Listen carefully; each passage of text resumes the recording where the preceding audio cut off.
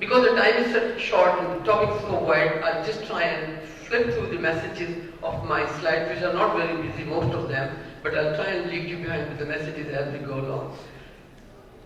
So there's some facts and figures of diabetes, and if you look carefully, the diabetes is actually written onto the sugar cubes, and that's where the sugar starts off. If you should take too much sugar, perhaps you go into the glucose toxicity. The personal impact is horrifying. It's only because we go through this, because it's happening to the others and it's not happening to us.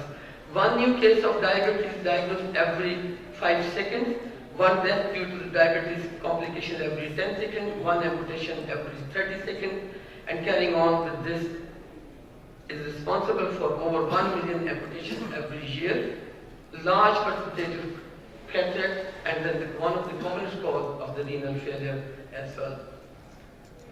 And what happens is, every day you see this picture coming up in all these hospitals around the world, and particularly around this part as well. It's a disease which kills through the cardiovascular disease about 70 to 80%. So the first message here is that a disease which is killed through the cardiovascular disease, you need to use the strategies of using the oral hypoglycemic or any anti-hypoglycemic strategies which is cardiovascular friendly. So the drugs like rosiglitazone, which have been taken off the market, wonderful drug for actually bringing your glucose control, but is not a cardiovascular protector. And I think it is the time that we should really emphasize very strongly, and there will be not enough words to stress how strongly that the cardiologist should join hands with the diabetologist and vice versa. The timely referral of all your diabetic patients is terribly important. Can I have the water here, please? $1 million question. Just think for a second. Thank you. Just think for a second. How many diabetic patients could have saved this dreadful macro and micro complications if we would have diagnosed at the right time and they've been treated by the right professional people at the right time? I hope you all agree with me. We get in our clinic patients who are very late, who have tremendous number of the complications, both in terms of micro and macrovascular, and their lifestyle quality is appallingly poor. And on the top of that, they have the vascular, the financial burden.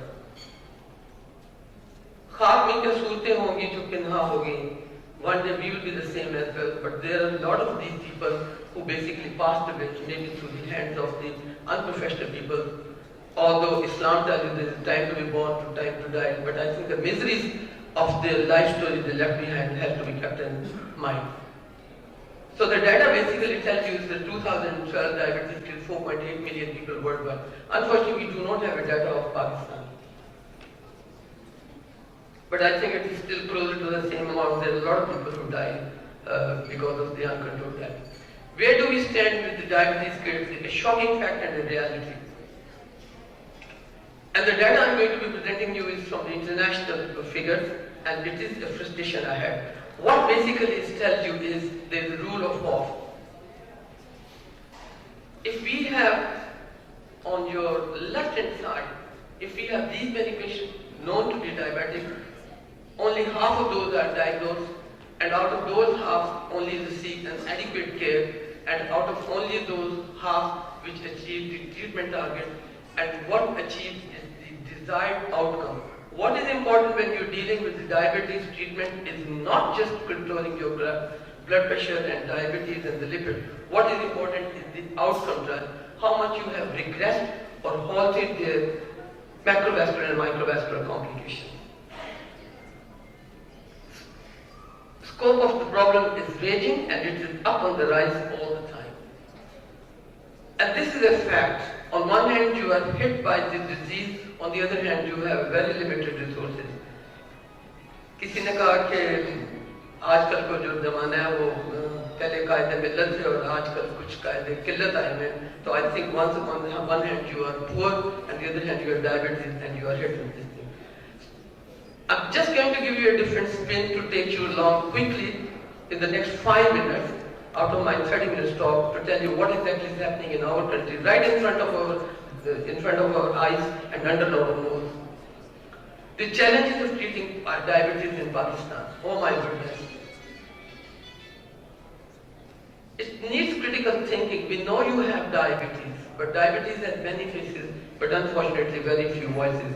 I pray for the long life of these family organizers that they carry on with these such programs and we actually raise more voices.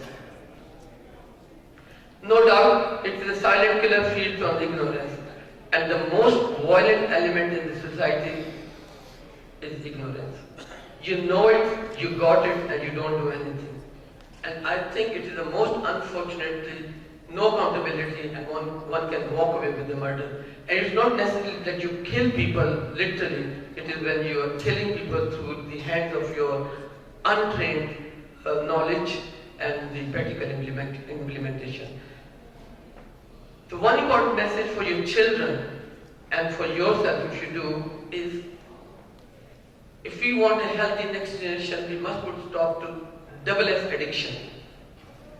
One is, perhaps you'll pick up very quickly, is smoking, but the other is soda.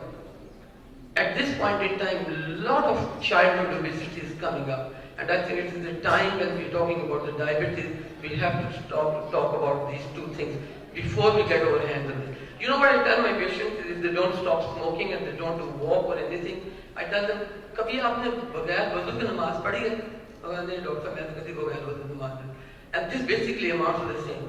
If you do not stop behaving and stop smoking and think, your drugs will never going to work, no matter what you do.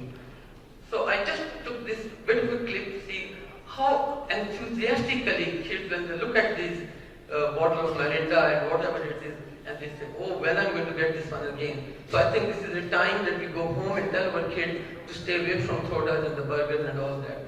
What happens in your body when you drink soda is a glucose toxicity.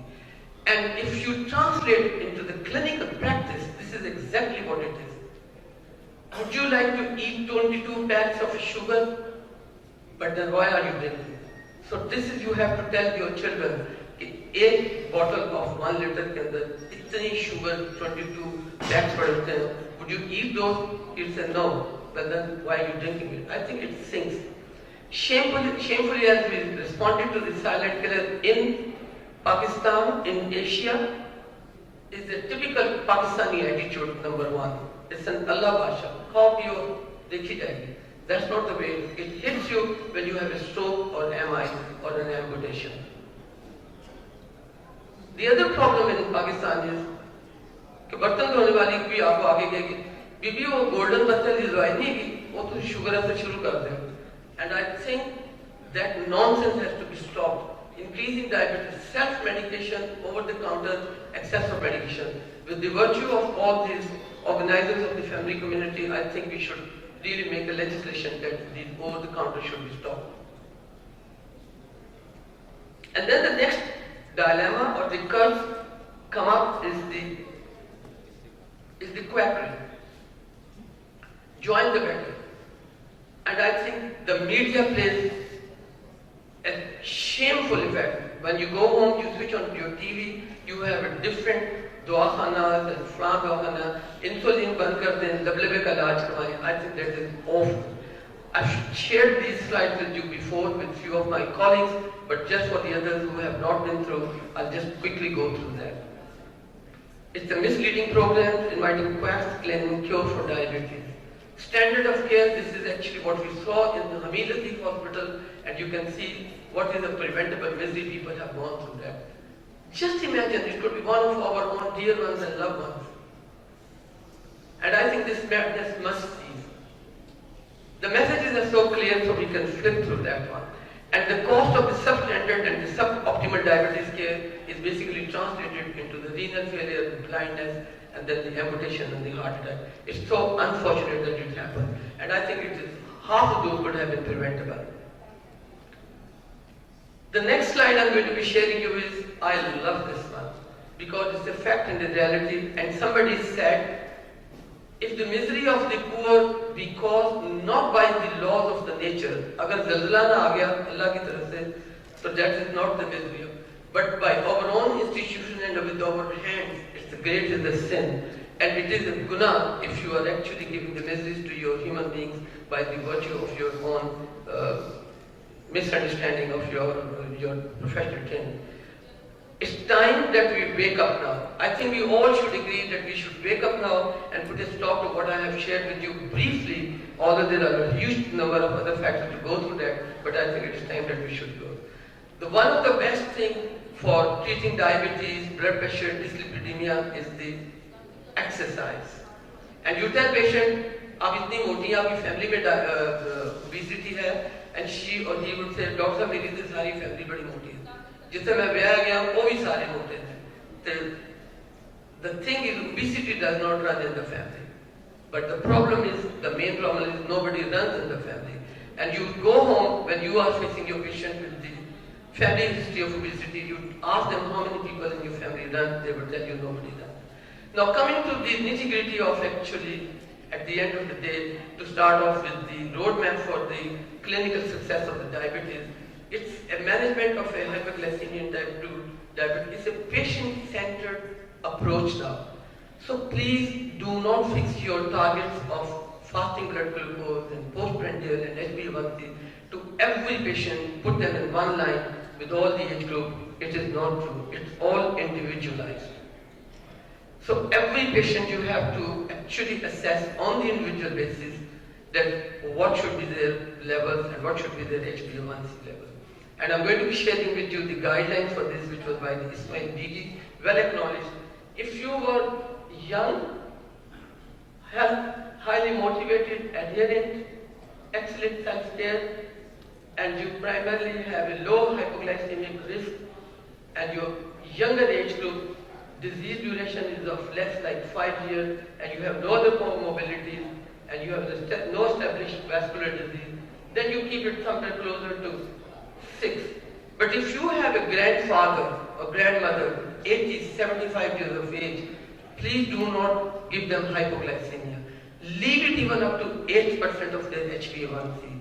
At that point in time, if you're going to give them an intensive glucose control, you're not going to be gaining much, you're going to kill them. So, by and large, what ADA tells you is keep the goals to closer to 7, but then it is individualized.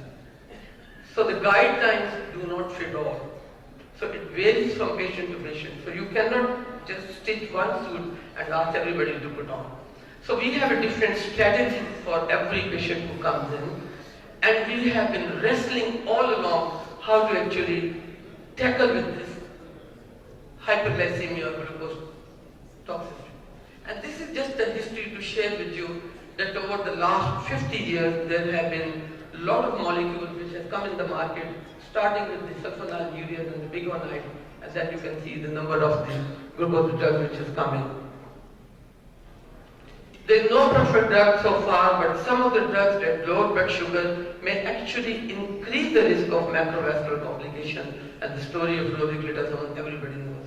So please do not just focus on the diabetes control. See how you are controlling it as well. Those drugs should not be detrimental to your patient for the cardiovascular, renal or hepatic damage. So there's a lot of thinking when your pen moves on to write the prescription. Bear in mind the age, the comorbidities and all that. So think about it, what you're doing to them.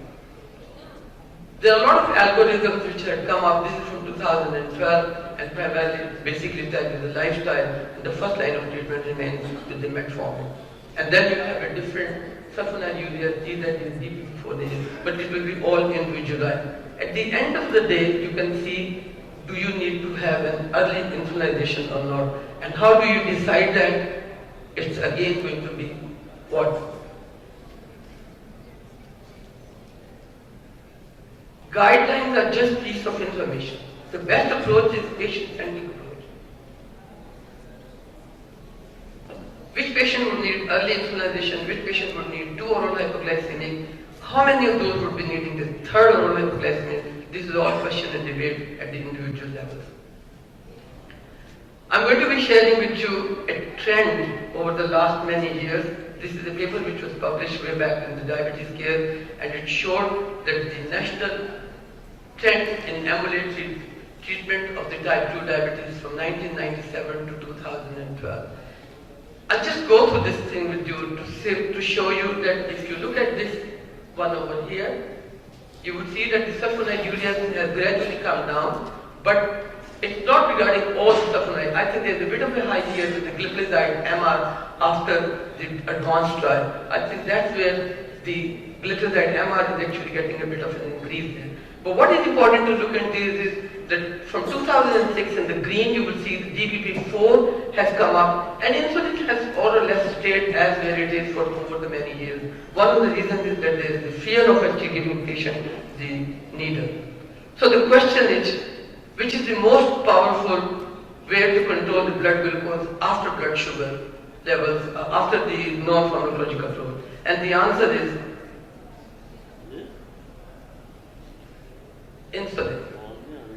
All of these oral hypoglycemic agents which you'll be using, they will not give you more than potential of 0.5 to 1.2% of the HbA1c control. Even if you combine the two together, it is not 2 plus 2 is 4.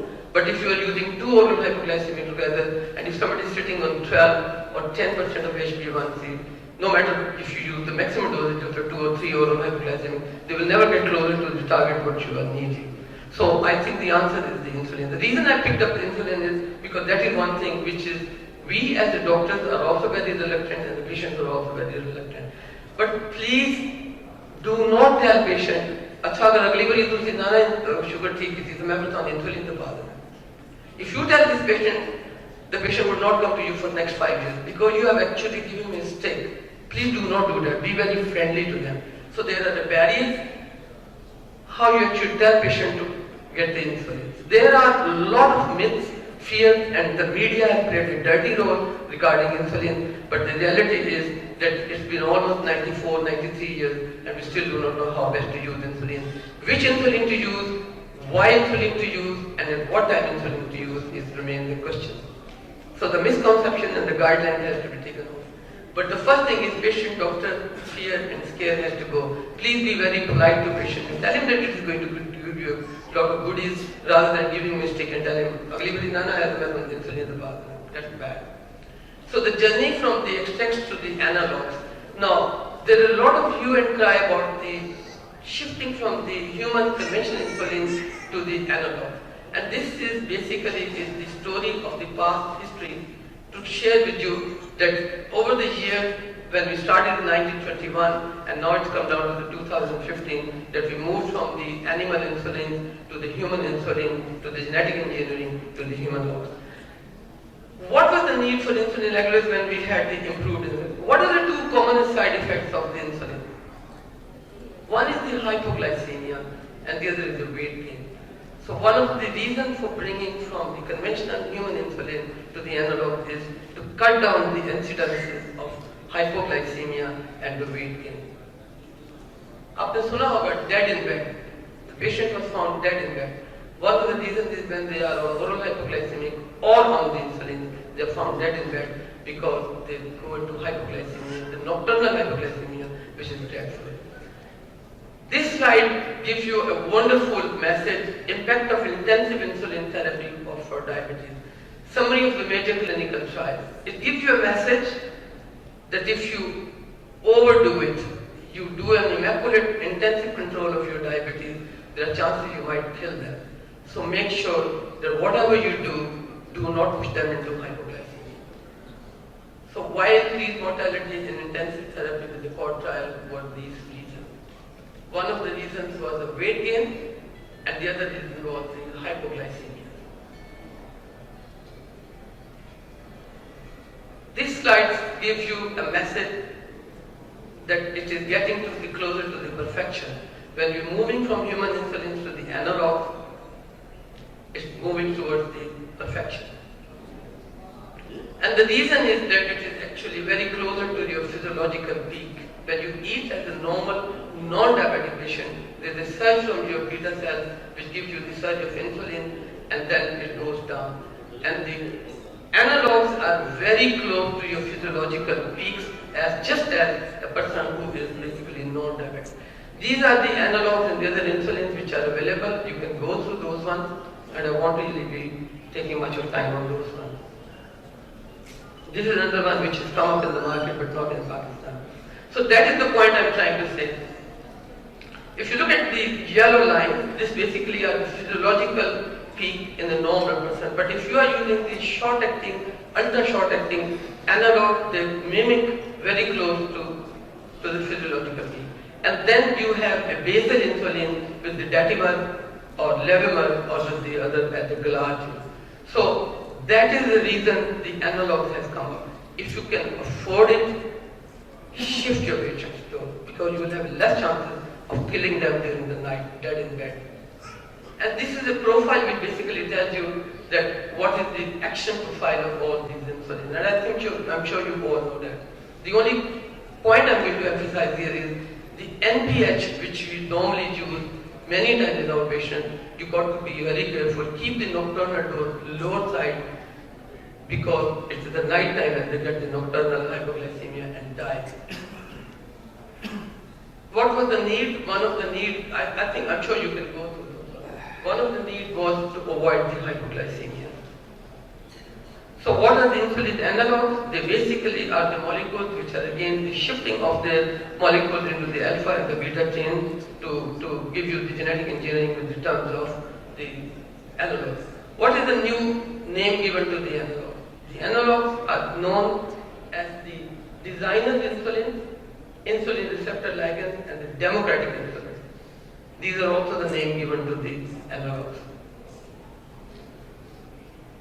So insulin analogs were developed to overcome the limitations of the ability. Ultra short-acting to overcome limitations of the short-acting insulin receptor, and long-acting analogs to overcome limitations of the long intermediate-acting insulin NPH. And these are the classifications which we have, short-acting and the long-acting ones. The limitation of the NPH is, it may give you a better control, but it will give you the hypoglycemia. The long-acting insulins are glargine, datimer, and degludec. And this is what is happening now, exactly the same token which I showed you earlier with the oral hypoglycemic national trend in ambulatory treatment of type 2 diabetes with insulin. And you can see this is the way it started in 1997, and from 2000 onward. Which insulin is that one? This is your datimer and glargine. This is right on the top. If you just have a fasting glucose coming up, it is the insulin which you can use it very safely and gradually up-titrate it. And levomer or datimer or glargine would give you the wonderful effects. So summing up of the merit of the insulin analog is the better mimicking of the physiological insulin, better control of the postprandial, better control of glucose levels in the fasting, interdigestive period, and lesser risk of hypoglycemia, and so on and so forth. I think we'll quickly go through. Now, before you decide which insulin, please, अभी भी यहाँ पे कुछ लोगों ने question पूछे थे कि जी, how do you go wrong? Ask patient to do 2 to 3 days profile, at least 6 to 7 points sugar check, which is fasting before each meal and 2 hours after each meal and the midnight. And then you would decide which insulin or which oral hypoglycemic has to be adjusted. And the reason for this thing is that you must make sure that you are not actually killing them through their hypoglycemic effect. So the question is, can we reverse type 2 diabetes? How many of you think that if you face a patient today and you tell him that we're going to reverse your diabetes? You know, have you ever thought about it? हम इतनी दवाइयों की बातें करते हैं sir. Think about it. And the answer is, if you get hold of somebody at a pre-diabetic stage or at a very early stage, take it from me, there are ways that you can actually reverse the beta cell. And there are trials which has been done, which is one of the original trial and DPP4 trial, DPP trial.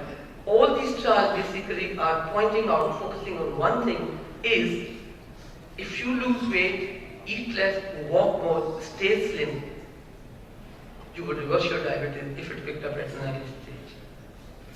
So can we reverse type 2 early diagnosis and role of a basal datimer effect as well? So you can use, there's a trial which was actually published just about, I think, 6 months ago from China. They pushed people onto these basal insulins for 2 weeks, gave them an immaculate control with the other insulin, and then stopped it. And then for 6 months, they have been normal without any medication. So the pancreas basically got the rejuvenated. So before it's too late and you develop a bad metabolic memory and there's no U-turn, I think we need to diagnose our patient at a very early stage. That is a very important message to take home. If you have a person who has a waist circumstance, high SGPT, SGOT level, fatty liver, low HDL and a high triglyceride, these are the potential candidates that you should work on them to get them back into the shape, and you will find that the diabetes, blood pressure and dyslipidemia will settle. Otherwise, this is what you get. You get collect the bad memory days, metabolic memory, and no matter whatever you do, there will be a point where there will be no U-turn. So what after metformin loses its effect is, think about the basal. Pre-diabetes role of basal insulin, as I've already said, original trial. If only fasting high up-titrated level, less weight gain as compared to the glargine is one of the facts between the two. So the challenge remains is, I still got 5 minutes to go and I'm winding it up now. So the challenge remains is, and the change remains is, there will be certainly difference of opinion as we go along in our life, but the fact remains is, we must preserve our heart. So the diabetes and heart has to be looked into. And the real challenge is hypoglycemic, any of the hypoglycemic approach, you should have a vascular outcome data. So please do not just focus on your glycemic control only. You make sure that your strategies are not going to give them any detrimental cardiovascular, renal or hepatic damage.